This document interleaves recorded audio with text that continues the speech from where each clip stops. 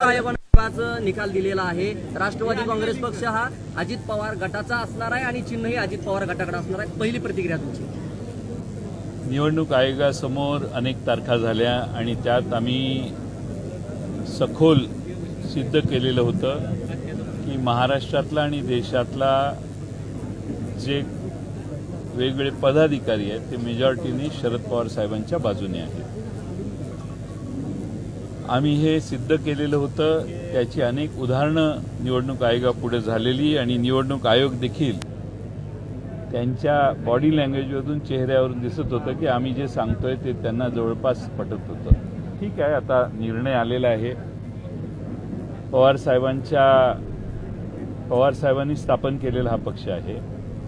पवार साहेबांनी महाराष्ट्रात आणि देशामध्ये ह्या पक्षाचा विस्तार केला। 28 राज्यात हा पक्ष आहे, त्यातल्या 23 राज्याच्या अध्यक्षांनी त्यांना पाठिंबा दिला। असं असतानाही हा निर्णय फक्त महाराष्ट्राच्या विधिमंडळाच्या सदस्य जास्त एका बाजूला गेले म्हणून घेण्यात आलेला आहे। शिवसेनेच्या बाबतीत जो निर्णय सुभाष देसाईंच्या केसमध्ये लागला त्यात सुप्रीम कोर्टाने हे सांगितलेलं आहे की या कोणत्याही पक्षाचे विधिमंडळाचे सदस्य कुठे गेले म्हणजे त्यांच्या मागून पक्ष जाणं आवश्यक नाही। आम्ही यावेळी काडर सगळं पवारसाहेबांच्या कार्यकर्त्यांचं जे पदाधिकारी आहेत ते पवारसाहेबांच्या बरोबर आहेत हे दाखवून देखील हा निर्णय झालेला आहे। आम्ही या निर्णयाच्या बाबतीत सर्वोच्च न्यायालयात जाऊन दाद मागू आणि लवकरच आम्ही सर्वोच्च न्यायालयात जाऊ। साहेब, निकाल अपेक्षित होता का आणि याच्या पुढचं पक्षाचं चिन्ह काय असणार आहे? हा निकाल अनपेक्षित होता, कारण आमचे वकिलांनी जे आर्ग्युमेंट केले ते अतिशय उत्तम होते। त्याला समोरच्या बाजूने कोणतंही काउंटर आर्ग्युमेंट विशेष झालेलं नव्हतं। तरी देखील असा निकाल होतो हा सरासर अन्याय आहे, शरद पवार साहेबांच्यावर अन्याय आहे आणि त्यामुळं याच्यावर आम्ही सुप्रीम कोर्टात जाऊ। आम्हाला अपेक्षा आहे की सुप्रीम कोर्ट या सगळ्याचा आढावा घेईल आणि लवकरात लवकर लोकसभेच्या निवडणुका जाहीर होण्याच्या आधी सुप्रीम कोर्ट याच्या बाबतीत न्याय करेल अशी आमची अपेक्षा आहे।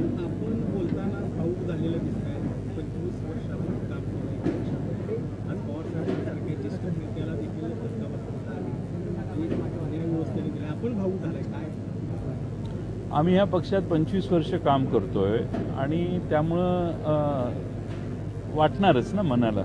महाराष्ट्रातल्या लाखो कार्यकर्त्यांना हे वाटणार, आज ती भावना सगळ्यांच्यात आहे। चेहऱ्यावर उत्साह, नाराजी वगैरे वाटते? तुम्हाला काय वाटतंय? तुमच्या भावना काय आहेत? भावना काय, निकाल विरोधात लागलेला आहे आणि आम्ही सर्वोच्च न्यायालयात जाऊ। आम्हाला आशा आहे की किमान सर्वोच्च न्यायालयात तरी पवार साहेबांना न्याय मिळेल। ज्या पद्धतीनं एकीकडे राष्ट्रवादी पक्ष असं नाव आणि सूर्य हे चिन्ह मिळणार आहे अशी चर्चा आहे, आपली काय त्याच्याबद्दल? मला त्याची काही माहिती नाही, त्याच्यावर आम्ही कोणता विचार केला नाही, कारण आम्हाला वाटत होतं की हा पक्ष आमच्या बरोबरच राहणार आहे, आमचाच राहणार आहे। आता काय निर्माण झालेली परिस्थिती जी आहे त्याचा आम्ही बसून विचार करू। आज काय करायचं हे आम्ही यापूर्वी पुढं ठरवलेलं नाही। चिन्हांनी नाव गेल्यामुळं आगामी विधानसभा किंवा लोकसभा निवडणूक याच्या मतावरती किंवा याच्यावर काय परिणाम होण्याचं वाटतं? राष्ट्रवादी काँग्रेस पक्ष ज्यावेळी पहिल्यांदा 99 साली निघाला त्यावेळी शरद पवार साहेबांचं चिन्ह कोणालाच माहीत नव्हतं, घड्याळ चिन्ह। त्यावेळी देखील लोकांनी पवार साहेबांना पवारसाहेब म्हणतील त्या उमेदवारांना निवडून दिलेलं आहे। आज मला वाटत नाही की तसा काही वेगळा फरक होईल। आम्ही आणि महाराष्ट्रातले शरद पवार साहेबांचे समर्थक ठामपणाने या परिस्थितीला तोंड देऊ अशी आमची अपेक्षा आहे। ज्या पद्धतीनं साहेब बोलताना अजित पवारांकडून उल्लेख काल झाला की शेवटची निवडणूक आहे, भावनिक करायला येतील, साथ मात्र आम्हाला द्या। एकीकडे हे वक्तव्य असणं आणि दुसरीकडे या निकालाचा प्री प्लॅनड वाटतं त्यांना, हा अंदाज होता म्हणून त्या अशा पद्धतीने वक्तव्य करतात। हा प्रश्न त्यांना विचारला पाहिजे ना तुम्ही।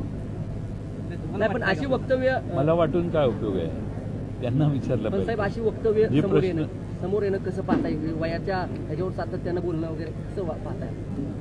आता महाराष्ट्रातले जनतेला जे वाटतं तेच मला वाटतं, त्यात काही वेगळं काही नाही आहे। म्हणजे आपण त्यावर कोणतंही भाष्य करण्याच्या पलीकडे ते विधान आहे. कार्यकर्त्यांची प्रतिक्रिया म्हणत आहेत की शरद पवार हाच आमचा पक्ष हो. हेच आश्वासन करा. काय तेच वाटतं आहे. आता या मुवमेंटमध्ये? शरद पवार साहेबांना एक प्रश्न विचारलेला होता, तुमच्या पक्षाचा आश्वासक चेहरा कोण? त्यांनी स्वतः हात वर करून सांगितलेलं तो मीच चेहरा आहे. त्यामुळे आजही त्यांच्यात लढण्याची संघर्ष करण्याची इच्छाशक्ती आहे. त्यामुळे त्यांचं वय आणि मन याच्यात बरंच अंतर आहे. आजही मनाने ते तरुण आहेत असं मला वाटतं. नरेंद्र मोदींनी काल बीजेपी 370 आणि एनडीए 411 पार करेल असं म्हटलं, तर दुसऱ्या बाजूला जी इंडिया आघाडी तयार झाली होती त्यामधली नितीश कुमारांना आणि आज राष्ट्रवादी चिन्हाबाबत पक्षाबाबत विश्वास कमी झाला आहे. मला वाटतं की देशामध्ये शरद पवार साहेबांच्या प्रगल्भ नेतृत्वाची देशवासियांना माहिती आहे. पवारसाहेब माहीत नाहीत असा भारतामध्ये कोणतंही राज्य नाही. आणि त्यामुळं अशा स्वरूपाचा जो निर्णय झालेला आहे तो शरद पवार साहेबांच्यावर अन्यायकारक आहे. ही देशभर भावना होईल.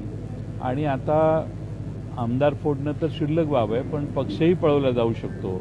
अशी परिस्थिती जर असेल तर लोकशाहीला धक्का बसेल असं मला वाटतं. माढा लोकसभेचा उमेदवार जाहीर केलाय आज. कुठे? नाही केलं. नाही केलं. कुठं केलं? कोण असणार आश्वासन चेहरा? आम्ही उमेदवार नाही जाहीर केला. गैरसमज करू नका. मी अभयसिंह जगताप यांचं नाव दुसऱ्या संदर्भात घेतलं. अभयसिंह जगतापांचे नाव जाहीर केलेलं नाही. आम्ही सगळे आमचा कोणताही उमेदवार महाराष्ट्रात अजून आम्ही जाहीर केलेला नाही. आम्ही महाविकास आघाडीचे सगळे प्रमुख नेते बसून जागा वाटप झाल्यानंतर असे उमेदवार जाहीर करायचं धोरण आहे. तुमचा गैरसमज असेल तर तो डोक्यातून काढून टाका. अभिजित पाटलांना काय दिलाय सल्ला, म्हणजे जाहीरपणे दिला की तुमच्या समोरच दिला. तो माढासाठी दिलाय का लोकसभेसाठी दिलाय का? अभिजित पाटलांना कारखान्यासाठी सल्ला